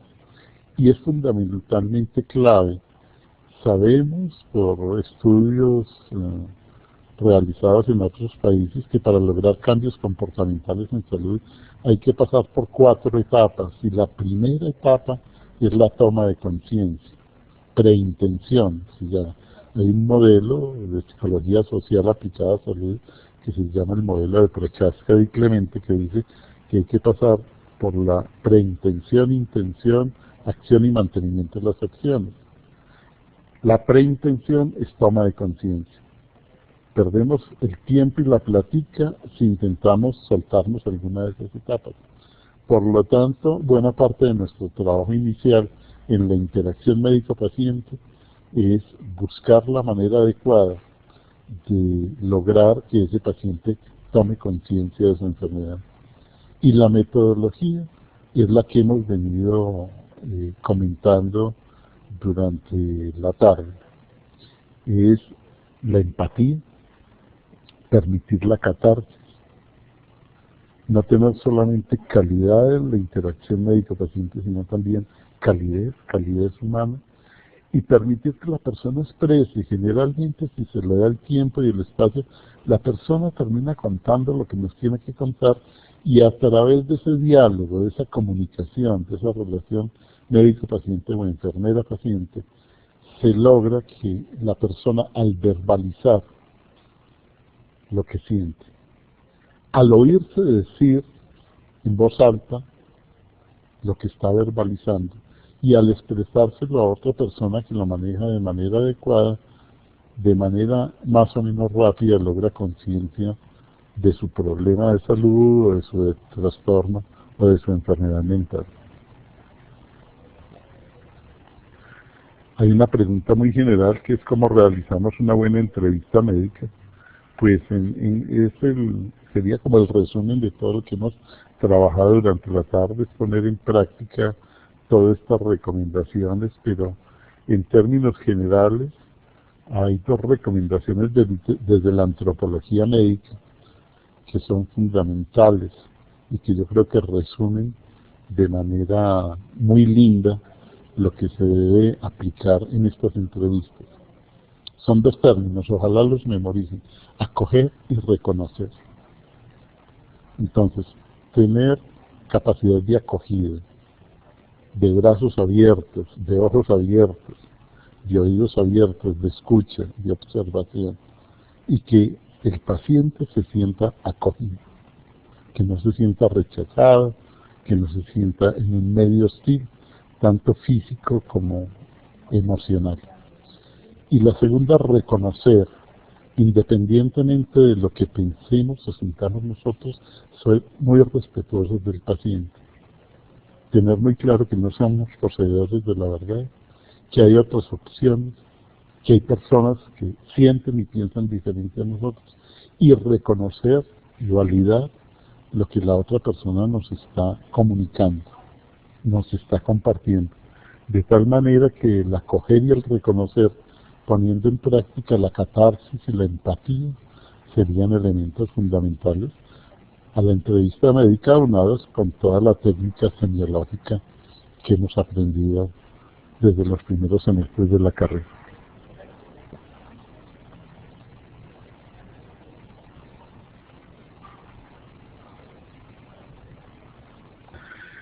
Hay un comentario de Carlos Julio Ramírez Navarro que me parece muy chévere. Dice: interesante conferencia, felicitaciones, muchas gracias. Si no nos miramos hacia adentro, nunca miraremos bien hacia afuera. Uy, pusiste el dedo en la llaga, Carlos Julio. Qué más chévere ese comentario. Yo creo que sí.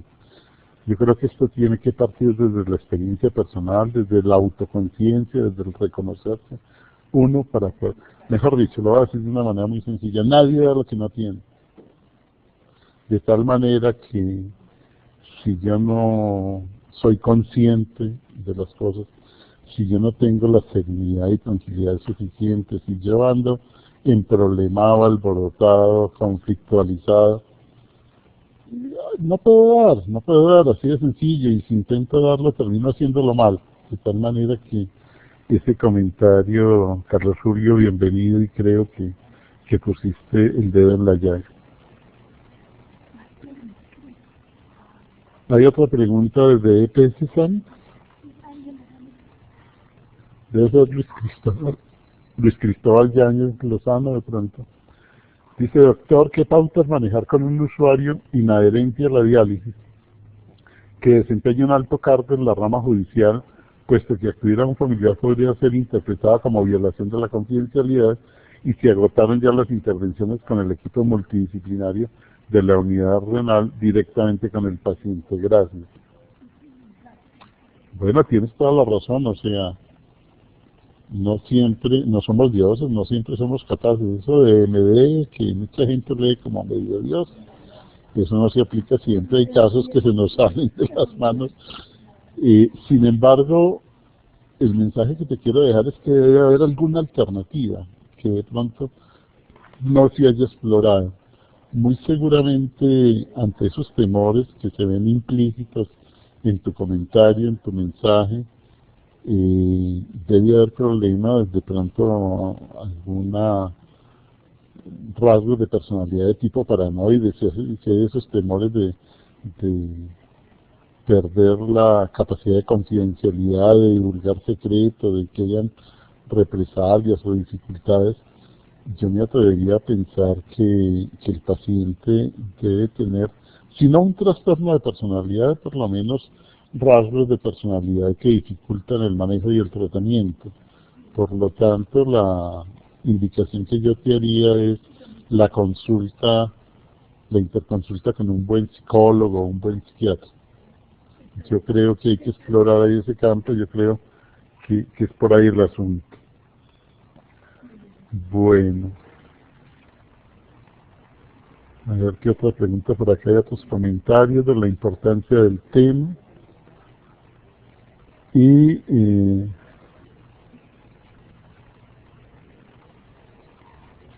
por aquí hay otro comentario, teniendo en cuenta que la familia juega un papel importante en la recuperación de un paciente y que por tanto la comunicación se hace esencial, encontramos casos donde la familia se rehúsa a participar. ¿El Estado tiene estrategias de apoyo para los pacientes? Para estos pacientes.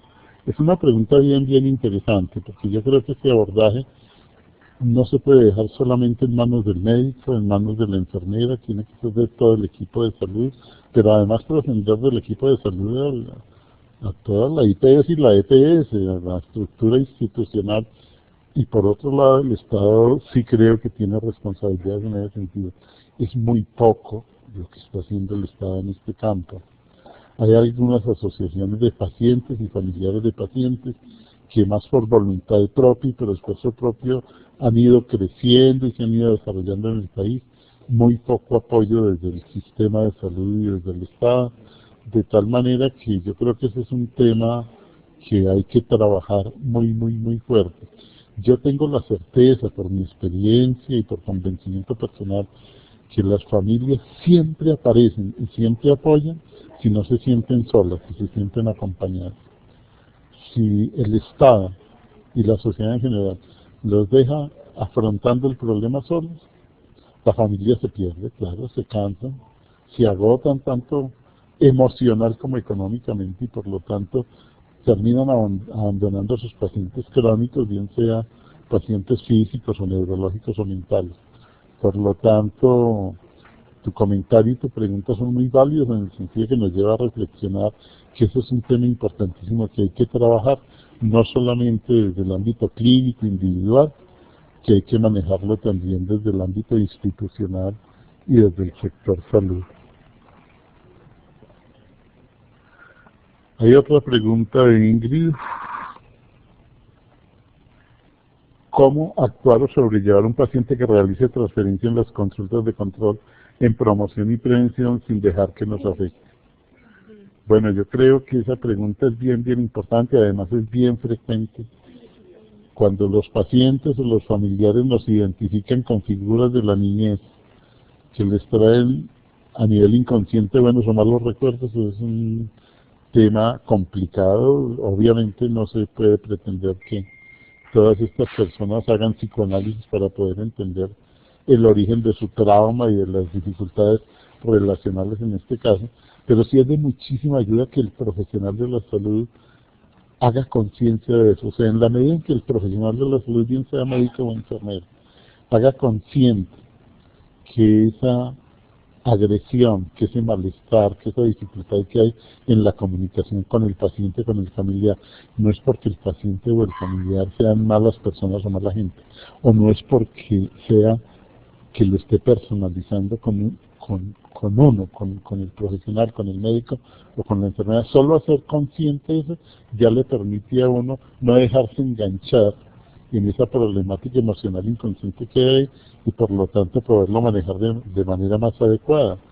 De tal manera que si tú detectas un posible caso de transferencia negativa, el solo hecho de que ya piense esto de esa transferencia negativa, no es que me ve muy odioso, muy feo, sino que le estoy recordando a alguien por allá en la niñez y inconscientemente me está identificando con alguien que fue desagradable para él.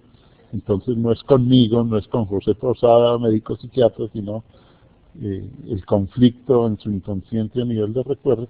El solo hecho de uno como profesional de la salud ser consciente que ese fenómeno, que es muy frecuente por demás, puede estar ocurriendo, ya le permite a uno darle un manejo más racional y más adecuado al problema.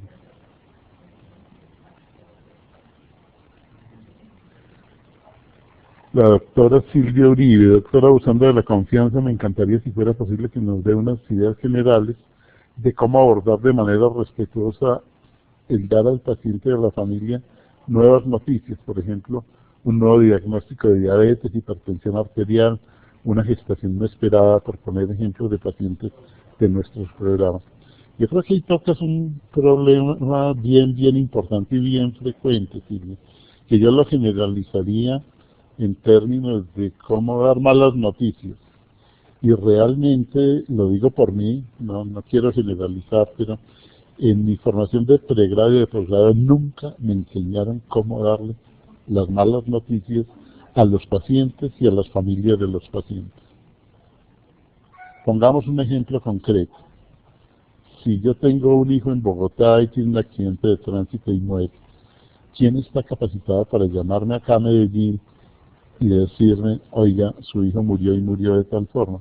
Y para eso existen metodologías desarrolladas que hacen que se le dé un manejo adecuado a ese tipo de noticias desagradables o negativas o malas.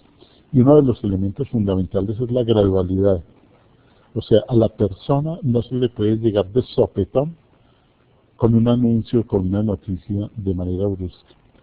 Hay que acercarse de manera cuidadosa, en términos humanos, de una manera muy sensible, y dar a cuentagotas la noticia, darla gradualmente. O sea, en el ejemplo que ponía de que le llaman de Bogotá y me dicen, a su hijo lo cogió un carro y se murió, que sería lo más funesto y negativo del mundo, en ese caso tendrían que llamarme y darme la noticia de manera gradual, de tal manera que psíquicamente yo pudiera irme haciendo la idea de para dónde va la cosa y irme preparando de manera psicológica, emocional, a la noticia que me van dando trazos de que ya viene en camino.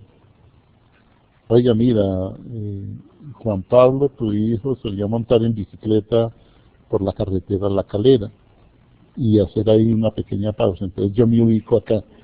Juan Pablo, mi hijo, en la carretera en La Calera. Y su hijo tuvo un accidente y hacer otra pequeña pausa ahí. Entonces dejar que yo metabolice mentalmente que mi hijo estaba en la carretera montando en bicicleta y que tuvo un accidente. Todavía no me han dicho que está grave, que está cuadripléjico, que está mal. De tal manera que lo que recomiendan las orientaciones que hay para dar malas noticias en el sector salud en general, bien sea por un accidente, por un cáncer, por un VIH, etcétera, es después de tener evaluado de una forma adecuada el perfil de personalidad de la persona, si es pasivo, si es dependiente, si es agresivo, si es paranoide, etcétera, mirar cómo esa noticia negativa se le va dando de una manera gradual, en el sitio adecuado, con el tono de voz adecuado, con la compañía o con la soledad adecuada para esa persona, de tal manera que, sin decir mentiras, ojo, nunca decir mentiras, nunca. Eso sí es clarísimo. Pero saber dar la noticia de una manera humana, sensible, cálida y sobre todo que no vaya a producir daño.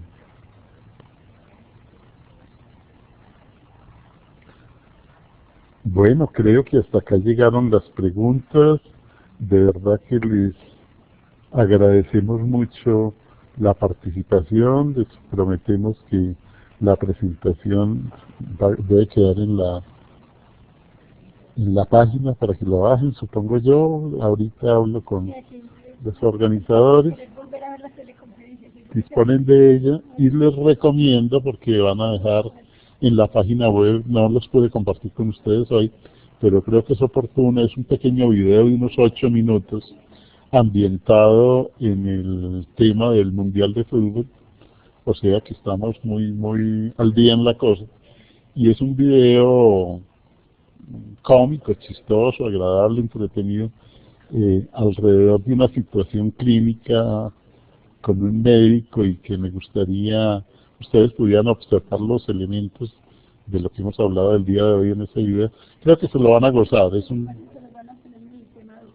bueno, aquí me dicen que se los van a poner en el tema 2 para que le dediquen cuando puedan, por ahí en algún ratico que quieran hacer una pausa activa, dedicarle 8 minuticos a ese video, que creo que se lo van a gozar y que van a ver cómo es Todos estos elementos de comunicación en un médico es una caricatura, pero que creo que les va a gustar. De todos modos, mil gracias por la participación, mil gracias por escucharme. Un abrazo para todos y feliz tarde. ¿Sí salió bien? Doctora, si no me agacho porque yo no me puedo agachar, ustedes que puedan. Pues arrodíllese. No, esa es más. Bien, dale.